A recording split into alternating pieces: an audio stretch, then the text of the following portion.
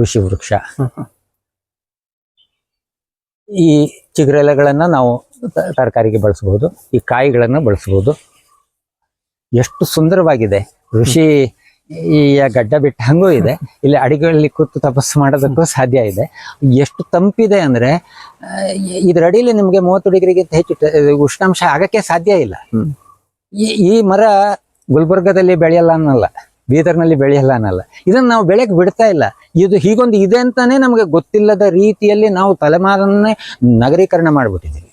ಆ ಮನಸ್ಸೇ ಎಷ್ಟು ಮಾಲಿನ್ಯಗೊಂಡಿದೆ ಅಂದ್ರೆ ಇಂಥದ್ದನ್ನ ಯೋಚಿಸ್ಲಿಕ್ಕೂ ಶಕ್ತಿ ಇಲ್ಲದ ಸ್ಥಿತಿ ಬಂದ್ಬಿಟ್ಟಿದೆ. ಈ ಎಲ್ಲ ಮರಗಳು ಸಹ ನಮಗೆ 2 ತಿಂಗಳಿಗೆ ಒಂದು ಸರ್ತಿ ನಮ್ಮ 15 ಹಸುಗಳಿಗೆ ಆಗುವಷ್ಟು ಒಂದೊಂದು ಮರ ಮೇವು ಕೊಡ್ತು. ಈಗ ಮೇವು ಈ ಒಂದೊಂದು ಮರ ಮೇವು ಕೊಡ್ತು ಅಂದ್ರೆ ನಾವು ಎಷ್ಟು ಆ ಹಸುವಿನ ಮೂಲಕ ಹಾಲು ಸಂಪಾದನೆ ಮಾಡಿದ್ರೆ ಅದು ಉತ್ಪತ್ತಿ ಆಯ್ತಲ್ಲ.